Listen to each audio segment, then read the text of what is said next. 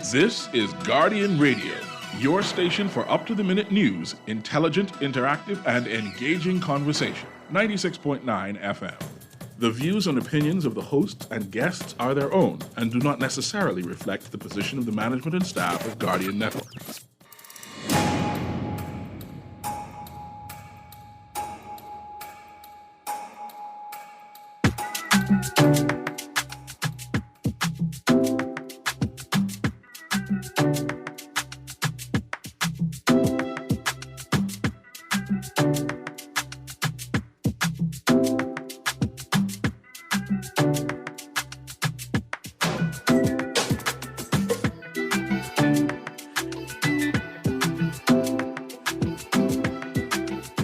Good morning. Excuse me, let me clear my throat. I got a little mango catch in my throat. I was up this morning looking at the sun, crying really to the sun, why is no more mango on my tree? And lo and behold, the sun pulled it away from the clouds and the pink mango shone through. And I said, thank you to the raccoons for not eating it, because raccoons got to eat too. A little mango in my throat this morning. But good morning and welcome back to Guardian Radio 96.9 FM, your station for fresh news, smart talk all day. It is Wednesday, the 28th of July, 2021, and you're on the clock with Erin Greene.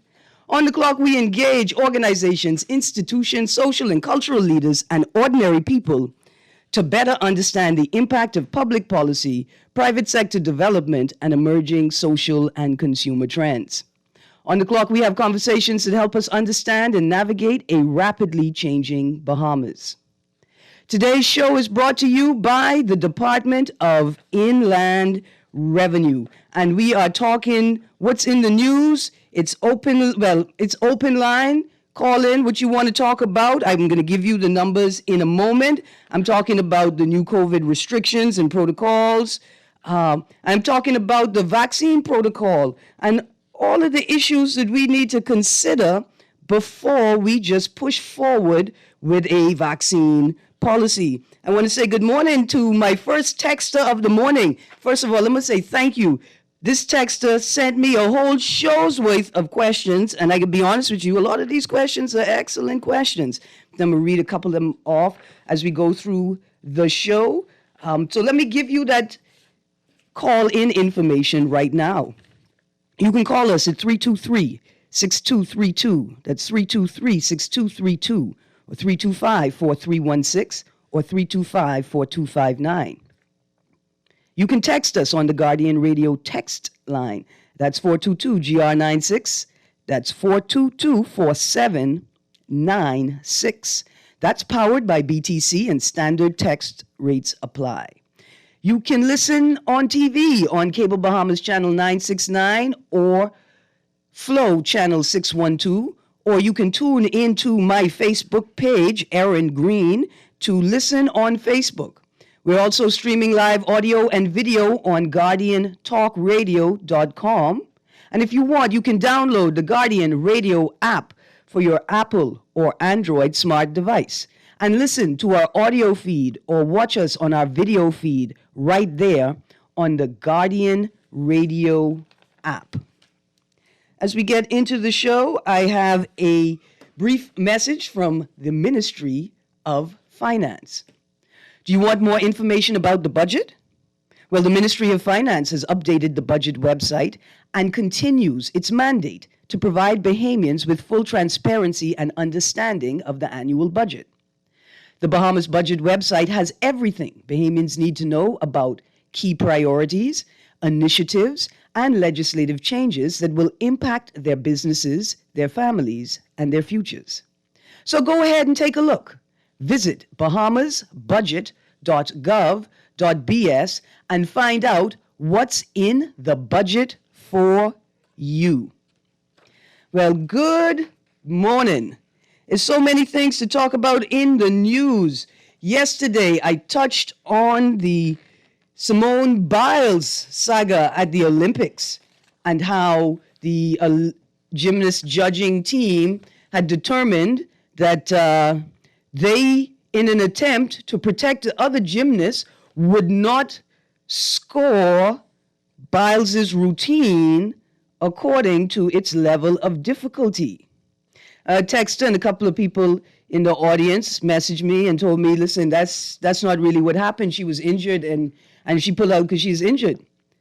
Well, after watching the news last night and following up on the story a bit more, it turns out that Biles withdrew because of a fragile mental state and did not want to risk her personal well-being trying to complete her routines in that state.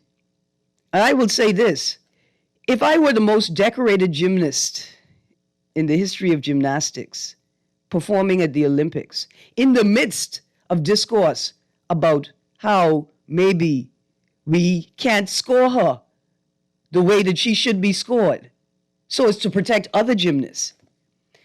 If my team didn't automatically stand up and protest and withdraw from the games, and not just the gymnast team, the whole US team should have withdrawn when a team of judges told one of its members that even though you're obviously the best, we can't score you that way because we may encourage other athletes to do things that they know they can't do.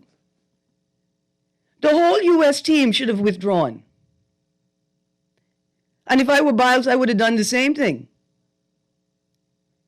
And my mental state may have been a bit off balance because I would have been considering whether I need to have a stern word with the entire US Olympic team about what it means to be a team and to stand behind your teammates. It's a very, very sad affair. And it's a shame that no matter how much we say that we're living in a post-racial world, that we're really not. So I just wanted to make that note. On another note, I have been following the news about the assassination of the Haitian president, Moise. It's a very heavy story. And you can see I have not been talking about it on air. I don't have enough information. Plus, this is a heavy, heavy thing. We all should be talking about it, though. Like, we need to find a way to talk about this. This is one of the most important things that has happened in the region in decades. But here's something I learned last night. Watching U.S. News, a story. The FBI detained a person, I think it's like a hedge fund manager, in this whole affair. And this person, I think, was charged or accused of facilitating a loan to someone who was involved in the attempted coup. You hear that? Somebody went to, like a hedge fund, they went to a financial institution to get a loan to essentially fund a coup. Do you know how legitimate you have to think that coup is to get receipts for your loan? Anyway, I just wanted to throw that out there because this is really a heavy situation. And just like the story of the woman who was given, I think, probation after kidnapping a number of young boys, it's something that we should not really delve into unless we have the experts with us. But isn't that interesting? I got a couple of texts here. Let me go to the text. Good morning, Miss Greene. 2 straight, maybe 4. Another text. I can't read that. That's an advertisement. I can't read that on air. I'm sorry. Text. Here's another text. Great show as usual. Question. Why was I demonized for my text yesterday about I want to open up a gentleman's club? A lot of revenue is earned in that. How come when a black man have idea, he is bashed? You are from Fox Hill, Ms. Greene. I from Fox Hill. You're supposed to support my ideas and encourage a fellow Fox Hillian, even though I from the Albany part of Fox Hill. Well, dear texter, first of all, the language that you used yesterday was not gentleman's club. And that's why I did not read it on air. It took me aback. It shocked me. And I couldn't find the right language to say it reasonably. But gentlemen's clubs, I think, are technically not allowed. I mean, in the way that things are not allowed unless you get special permission to do them, right, from the special authorities, in that way. But no, I'm not going to promote that. There's so many other things you could do with your brilliant mind. One more text before we go. Here we go. You think the PM giving us the mini $3 lockdown when he comes on tonight? I'm going to talk about what I think the Prime Minister is going to say in a minute. Another text, the Haitian president assassination, the more they dig into it, the weirder the situation is. Listen, you're absolutely right.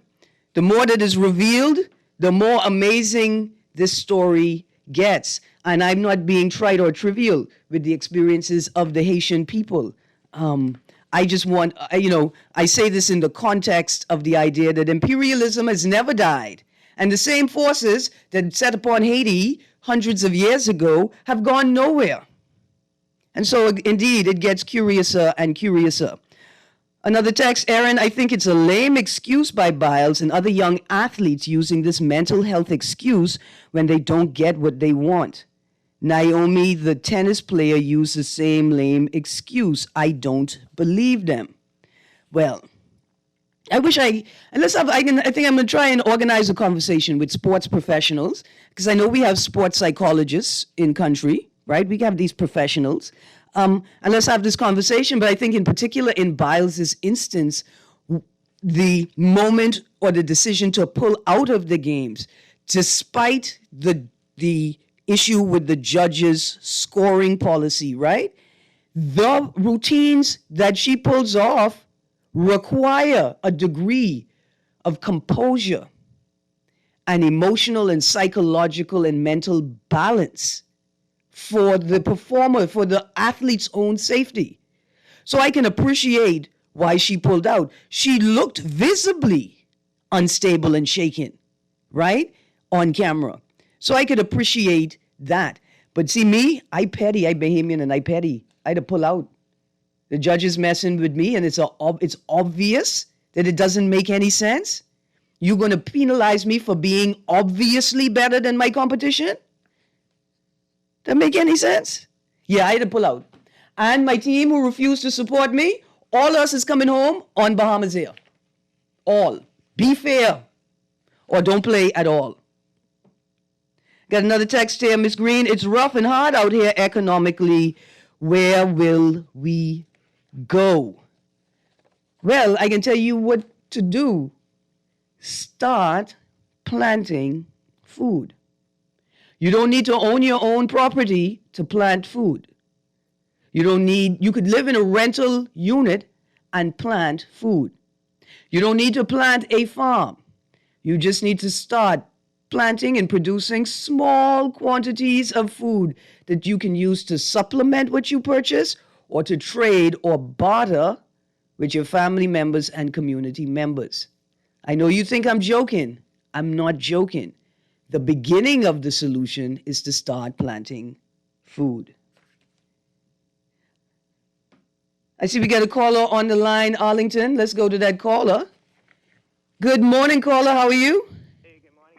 Good morning, Erin. How you doing this morning, sis? I am good, thank you, DeWitt. How you do? I am. Man, listen, once God opened my eyes in the land of the living, and I feel that my people throughout the Bahamas have something to eat or something hot on their chest, I'm great. Yeah, man. Listen, DeWitt, I wanted to make this point. After you called yesterday, right? Yes, ma'am. Thank you for letting me sort of whittle down your contribution to those key points. But, on the radio all day yesterday, I heard people saying the same thing that you were saying, raising the same concerns that you were raising, and I heard people who seem to be intimately involved in the healthcare system, engaging the public airways. Right, Erin, is that, because me in particular, I can only speak for me, right? When I call a talk show, you got some people be listening, waiting for me to call, to text.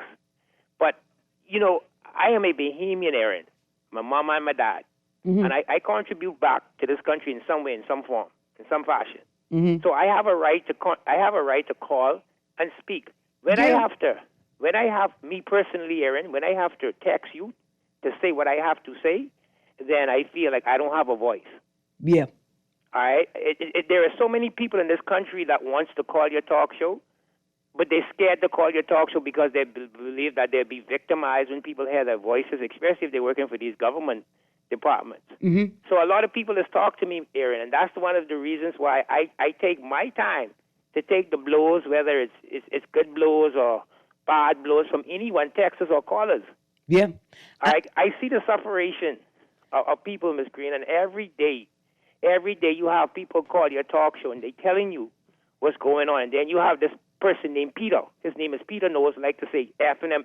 Peter, keep your call. Hold on, don't do it. Don't call people name. I know what you're saying, and I know you're all right, in and they're taking this for a joke, Ms. Greene. I know, but this what has hurt me in this country.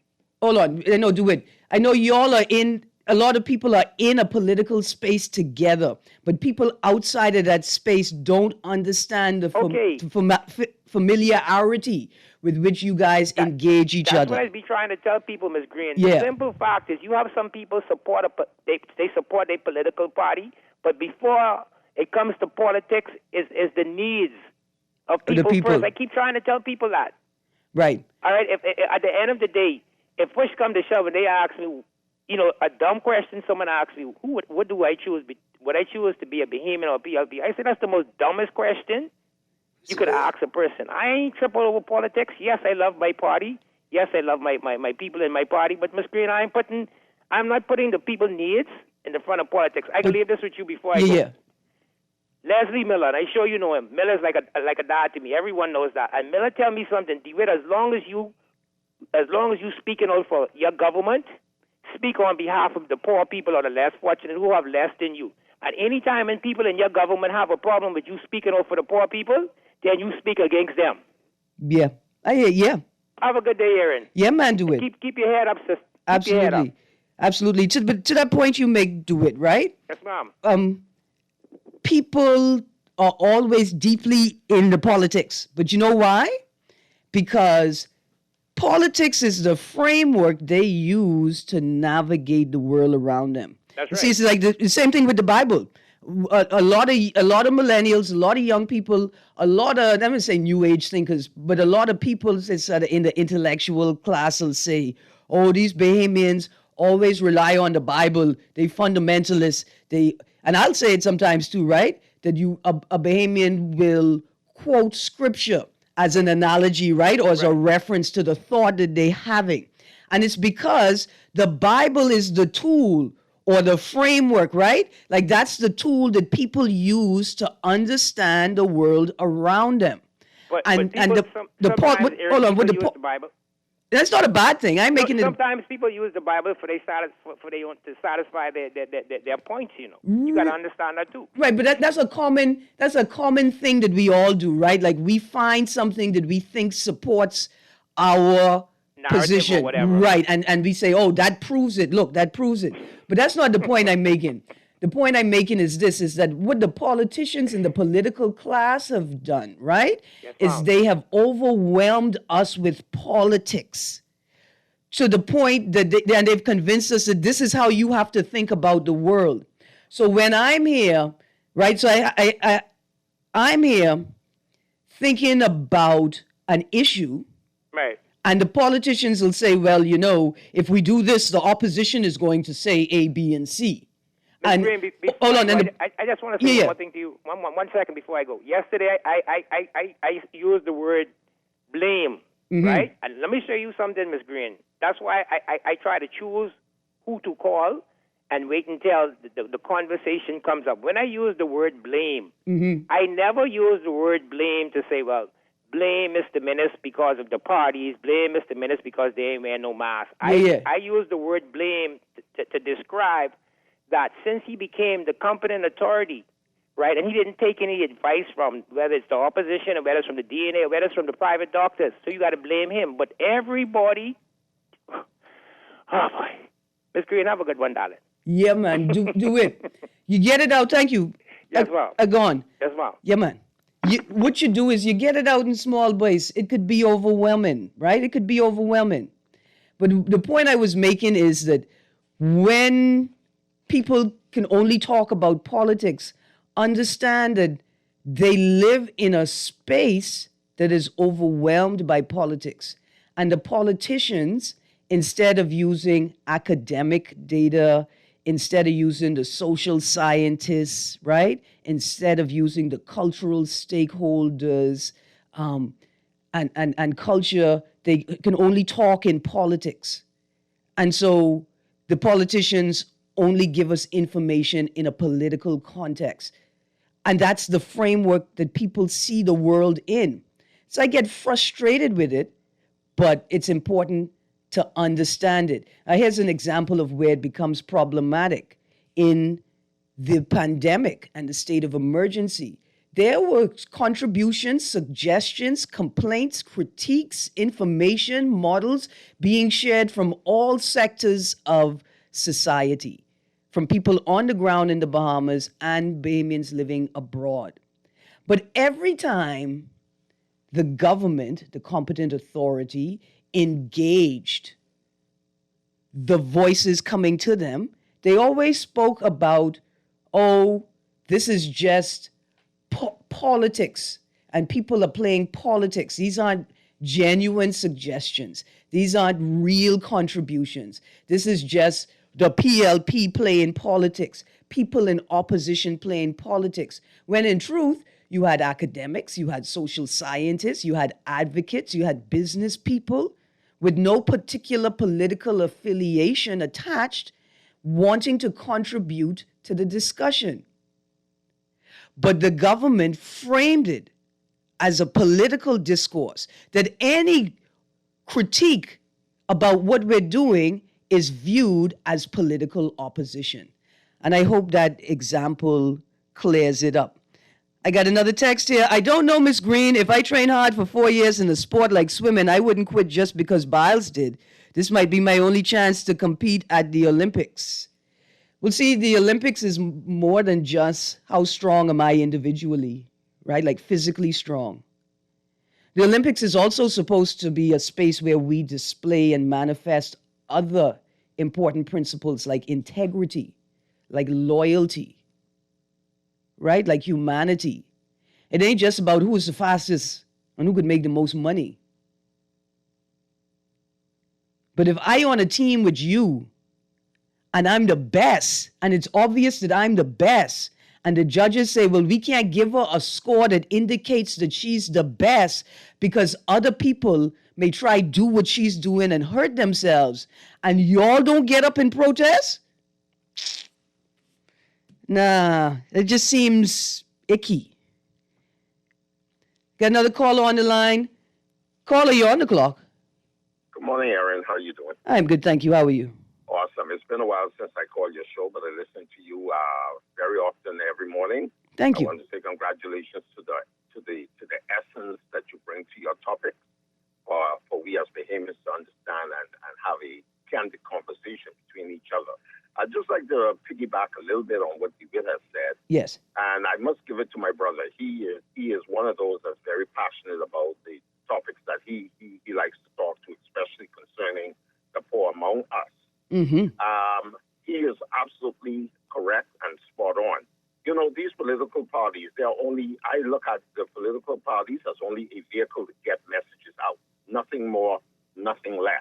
Mm-hmm. The bottom line that we have right now, and this is what irks me, if you really notice online, we have all kind of tons of groups where Bahamians are a part of.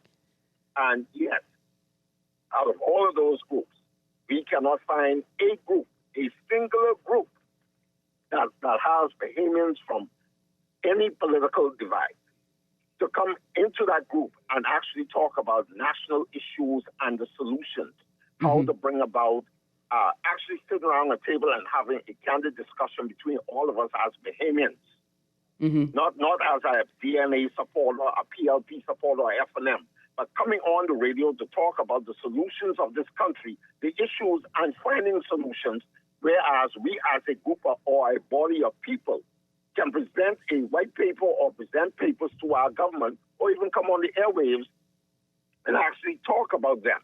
This is the problem that we have. We have allowed these political parties to separate us as a people. Yeah. And as long as you are separated as a people, the strength that you have is diminished significantly. Nobody's going to take you seriously. And it's people like myself who many consider me as a nationalist. I think about country first.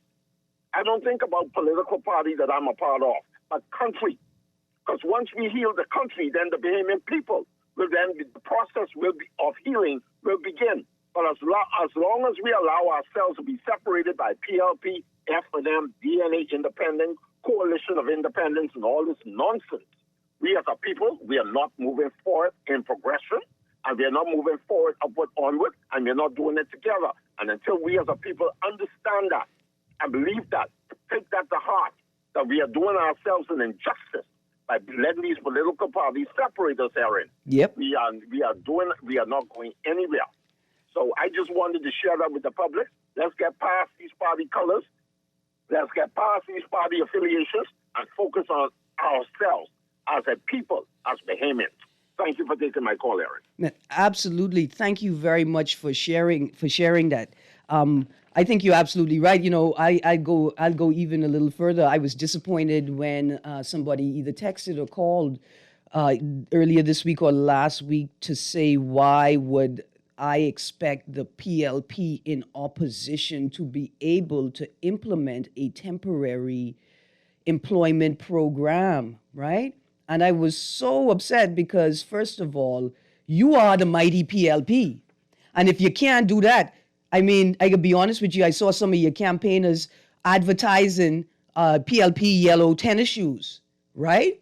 And so I say to myself, these guys in your party have the agency and the initiative to try and make a couple dollars and organize everybody, right? So you look cute while you're campaigning to get yellow shoes. But your party machinery has convinced them that they don't have the agency and the ability to do something as simple as a temporary employment program. You see what they did? What the PLP did? They disempowered and emasculated their own members and tried to convince their own members that their own members can't do anything without them.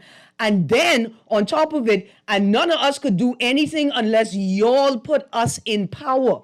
Y'all understand how insidious that is? How horrible that is for you to emasculate and disempower the people who running and working with you in that way?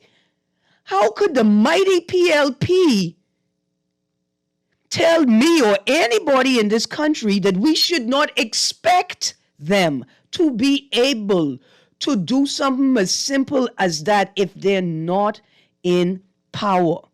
But the reason that we suck it up and swallow it up, right, is because our collective consciousness has been consumed by the political culture. See, the lazy politicians win that way. Listen to what they're saying. We can't prove to you we deserve to be here until we get here. Hear that? We can't prove to you we deserve to be here until we get here. You remember those PSAs, those after-school PSAs about substance abuse? That's what substance abusers say to you, right? And that's the danger of the political class consuming everything, including the way that we think. And we cannot allow that to happen for many reasons. But most of all, why are we investing in academia? Why are we investing in social and cultural institutions if all we're going to do is let the politicians make every single decision for us in the laziest manner possible? See, that's another point there. And let's start at the bottom, right? Let's start at the bottom. I see your callers. I come into you. I may just make this note and then I'm going to get to my callers. And the note is, in the midst of the pandemic and the demand for systems that can balance the rights of individuals and the need to provide effective and efficient solutions, the government refuses to spend the resources necessary to strike this balance. But what I find interesting is that nobody has taken a pay cut yet. We're going to rest that right there, and then we're going to go to the phone line. Caller, you're on the clock. Good morning, caller, you there? I guess we don't have that caller. Caller, you're on the clock. Hello, Erin. Hey, good morning. Oh, yes. Listen. Yes, sir. The settlement that you have expressed just a few minutes ago, has always been like that from Sir Lyndon days. We had it a little bit better under Sir Lyndon because he was actually trying to create a new wave and a new road to bring the people from slavery or the service industry. But he never paved a true main highway to cause Bahamians to avail themselves the opportunities to truly build themselves and create a new ideas to develop our country.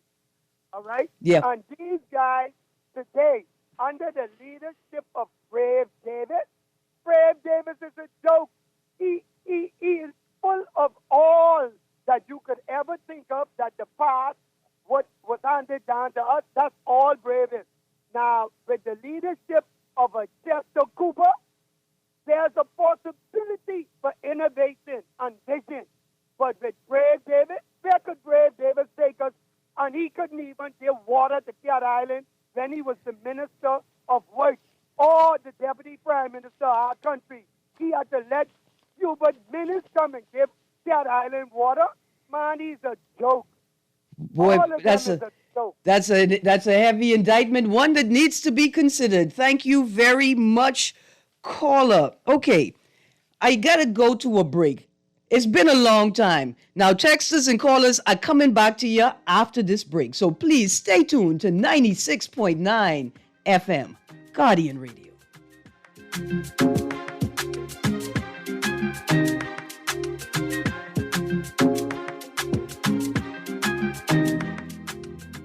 I've been representing all my life. I'm getting ready to make it count this time. Since it's 2021 for your family line, you better get ready.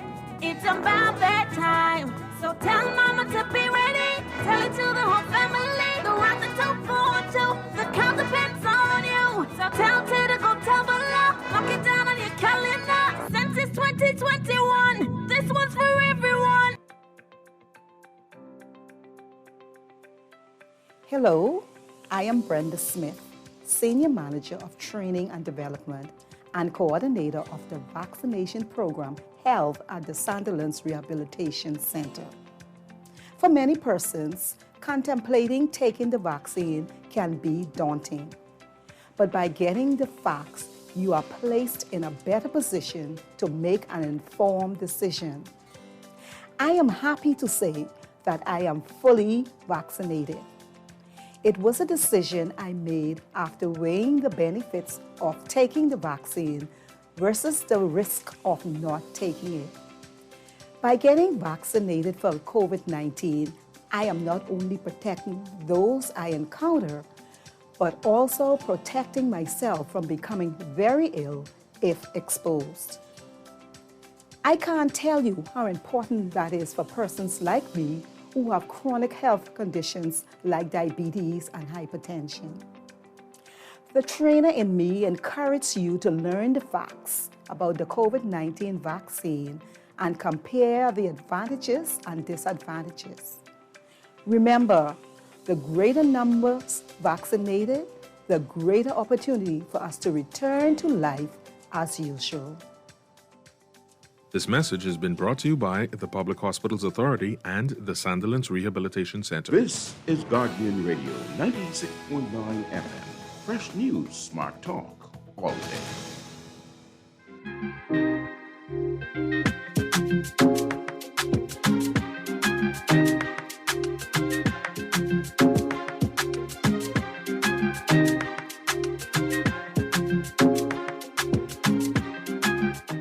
Good morning and welcome back to Guardian Radio 96.9 FM. You're on the clock with Erin Greene on this Wednesday, the 28th of July, 2021. Okay, guys, I've got 13 minutes left. Now, let me just go through a bit more what I wanted to talk about, and I'm going to get straight to these texts.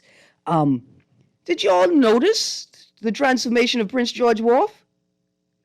Did you all notice how different that is? Listen, I'm 45. My generation, the generation above me, the two generations below us, we got to document this. We have to document this.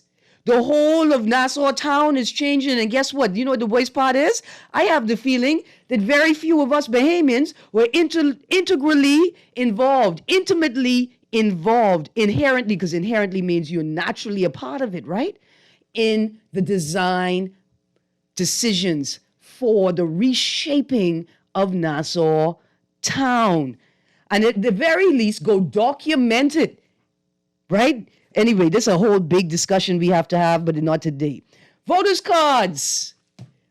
I heard that the minister was explaining to us that they don't use whiteout on voters' cards. And I wanted to explain to the minister that that white image is a part of the white thing is a part of the digital image. And it is not on the card itself, sir. It's a part of an editing tool to hide personal information from the public when sharing the image. But if you wanted to know why there's a whole lot of vaccine hesitancy, it's because of things like that, sir. It's because of things like that. You didn't know that that wasn't whiteout? You didn't know. Also, you didn't know that they ran out of cards? You didn't know that the Parliamentary Registry's office didn't have any more cards? Y'all didn't figure that out? And nobody thought it prudent to take a pay cut so people could buy cards, so people could vote? Since your very same politicians keep telling us that the only real power you have is when you come to vote. You couldn't even get new cards? Anyway, also, there's a new tax that was passed in the budget.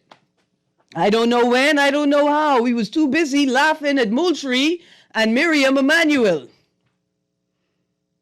But there's a processing fee for cargo coming in via the airways. And the fee is $3.35. And I heard Nahaja Black and co-host musing on what an odd number 335 is. And I did some investigative research.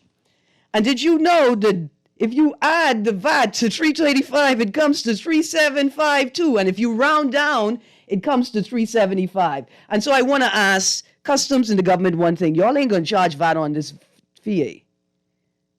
Because it is round right up nicely to 375 if you put VAT on it. Are you going to charge VAT on another tax? Because you already taxing a couple taxes. In fact, you taxing all the taxes with VAT. We just want to know, not only is there a new tax, but are you going to VAT that too? Also, things I was supposed to be talking about today, but we're running out of time. I want to get to the callers in the text. I want to talk about this discussion of mandatory vaccines, right? And I saw the Minister of Health, Wells, say that the government is not considering that currently. The government is not considering that currently. Now, the headline says, in the Tribune says, mandatory vaccines ruled out. Right? I like that. Heavy, strong. Ruled out. But the Prime Minister is going to have a talk with us this evening about the August end of deadline for the state. I'm already flustered. I'm already scared. Because I'm certain that this gentleman said that there's no need to worry about it. They don't have any intention of extending the state of emergency. Don't stress yourself out. And here we are, getting ready to hear the most famous words in the history of the Bahamas. My fellow Bahamians and residents. So, I'm going to be honest with you. I'm going to need a couple of things. I'm going to need a more definitive statement from the powers that be on the question of mandatory vaccines. And then I'm going to need people in the AG's office to read the Tribune business section, the article headline, Attorney, amend laws for mandatory vaccines. Pardon me, what, sir? Pardon me, what? A Bahamian attorney yesterday urged the government to reform health and safety at work laws to allow employers to mandate that staff get vaccinated against COVID-19.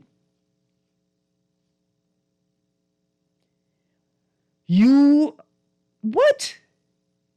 We have not even had a conversation about mandatory vaccines. And in fact, let me put it to you like this. Earlier, when I was on Lester Cox's show, I made this point.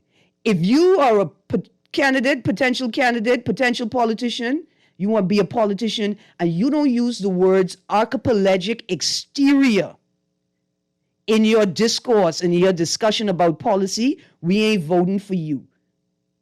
Because you don't understand what it means to run a country with a family outer islands, with a family of outer islands. You get it? And in the same way, I don't want to hear anybody talking about mandatory vaccines unless they're talking about the Nuremberg Code, unless they're talking about international law, unless they're talking about human rights principles. See, this is getting reckless here. This is getting very reckless. I hear a lot of people talking about what needs to happen to the unvaccinated, what needs to happen to the unvaccinated to protect the vaccinated, the people who are serious about their health. But did you see the CDC just said that vaccinated people should be wearing masks because they can also transfer the Delta variant of COVID? Right? It turns out that no matter what you think of unvaccinated people, they are at a greater risk than vaccinated people from these things. Anyway, this is a very heavy conversation, but I needed to put this out there because it's as if we've forgotten that this is a human rights issue. It is one that has to be delved into. It's like the LGBTI rights issue. We have to talk about it. It's going to make us uncomfortable, but we can't stop talking until we strike balance. This, my friends, is a human rights issue. And I expect to hear members of the legal community engaging the public and the government on this subject. I expect to hear it, but I can be honest, this is not what I expected to hear. Bahamian attorney urged the government to reform health and safety at work laws to allow employers to mandate and staff get vaccinated against COVID-19. See, here's another point. If the state of emergency is going to end in the early part of August, and the government has promised that they're going to implement ordinary legislation to cover or to provide for some of the provisions that were in the COVID protocols, where is that legislation? And when will we get a chance to see it? See, because y'all like to play this game. Remember I was talking earlier, when we give critique, you like to brush it off by saying, oh, this is just oppositional politics. But when it's time to come and talk to the people, you barely talk to the opposition and pretend like you're talking to all of us. Well, we want to see that legislation, and we want time to delve into it. And if the legal community refuses to assist us, you got to give us time to figure it out without them. These are important things, my people, that we need to focus on. There aren't two pandemics. There aren't two worlds. And we will all suffer the consequences of all of our actions. So we have to start talking together as if we share this planet with each other, and not as if one group has more rights than the others. All right, I'm going to get to these texts. Morning. Some callers refer to the CDC, WHO, an FDA website, and respective qualified doctors in molecular cell science, but some very limited journalists using the platform to call everything conspiracy, even though it's true. It's becoming scary when the medical and political status quo believe everyone should say yes to a vaccine in clinical trials. No one can say no, then they're saying, no one can say no, then they call only be dumb and blind and not thinking. Shame on you, confirmed weak souls. Text, I read the text just how it was written. Another text, I'm your biggest fan. In June, we celebrate Pride Gay Month. What is this all about in July? Disability Pride Month. I didn't know that July was Disability Pride Month. I didn't see anything from the differently abled community. But stay tuned, because tomorrow I'm going to have a disabled community rights advocate on the show. And I just saw a note saw a story in yesterday's paper about the Bahamas Association for the Blind and Visually Impaired. So thank you for that note, and tune in tomorrow for that discussion. Good morning, Erin. While I agree with Dwight about the lack of food, but the lack of food existed for years. No party has solved this problem. Our children suffered in school due to the lack of proper nutrition. I get you. I'm going to peg a show very soon about food sovereignty and food security, because I think we've been misusing some of these terms, including myself a bit. Another text. Erin, Miss Greene, I like your show. I like how DeWitt brings his message. I don't do politics in no way, but that guy really talks for the poor people. Keep up the good work. Erin looks like Leslie Miller. Tough. DeWitt well. Taught DeWitt well. Thank you. Nah, Erin, for the Olympics itself, it displays and measures physical prowess. However, I get what you're saying. Stand with your people when they are mistreated. It's almost as if y'all forgot when Jesse Owens got up and did his thing. And it's like you forgot when the two brothers and the white boy, them put up their fist. I don't think the white boy put up his fist, but he was there in solidarity. He may have been a bit scared. It's almost as if y'all forget these things are in our recent history. Another text. Good morning, Miss Greene. All you can talk about is the PLP. So much things happening in the country. You certainly disappoint me. Okay. I'm sorry. Another text. What role does the public play in the low level of discourse in this country? What is the average Bahamian's criteria for determining a representative? What you gonna give me? Do I like you? Which really means, am I threatened by you, jealous of you, or insecure? Dear texter, this is such an important point you make. While I focus on political reform, we also have to focus on voter reform. And the power is really in the hands of the public, the voter, the electorate, to reshape this process. Remember, it's a minuscule percentage of them and a massive percentage of us in comparison. We can change the way we do politics by simply changing the way we engage politicians and demanding that they follow suit. It's very simple. I want to thank you, texter. But the public need help. The public need help organizing themselves, collating their thoughts, and then bringing other people's voices to the table. So I could see the people who feel and think the way that I do about similar issues, find them, get to them, talk more with them, right? It's up to us. We could do it. Just a couple more texts. If you think downtown Nassau was flooding before, wait till they finish the wharf. But I could be honest with you, I'm still waiting to see the EIA. Still waiting to see the environmental impact assessment. Another text, you really make me laugh. You're really funny. I don't know if you're officially a stand-up comedian, but if you decide to be, I would be in the front row. Thank you very much, texter. Shout out to the spot. Hi, did they chase all my turtles out of the water before they filled that waterway? I want to know who is selling the fill for the new Prince George Wharf, how much it costs, and where is it coming from? Hi, the CDC is saying the vaccinated people are creating the new Delta variant. No, I have not read that. We cannot say that yet, but I will investigate that. What I read the CDC saying is that vaccinated people can pass it on to other people. Coming right now, couple more texts. Good morning, Ms. Greene. Just let me know which group's trying to force vaccination so I never vote or affiliate with them. You have to ask them the tough questions. The vaccinated people get swinged because they were promised special treatment and extra hours. That would be discriminatory, and the vaccinated people didn't take their vaccine for that. Ma'am, you're talking about LGBT rights. We need to talk LGBT limitations. How far they want to go? Bet you won't read this. Well, they want to go as far as you thought you could get just now with that texter. I mean, that was a live text. I got to go. I don't even have time to respond to it.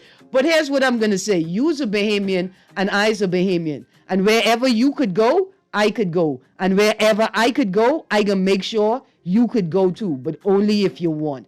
I got to go because Levon Miller is on his way into the studio. It's 11 a.m. Stay tuned to Guardian Radio and enjoy your day.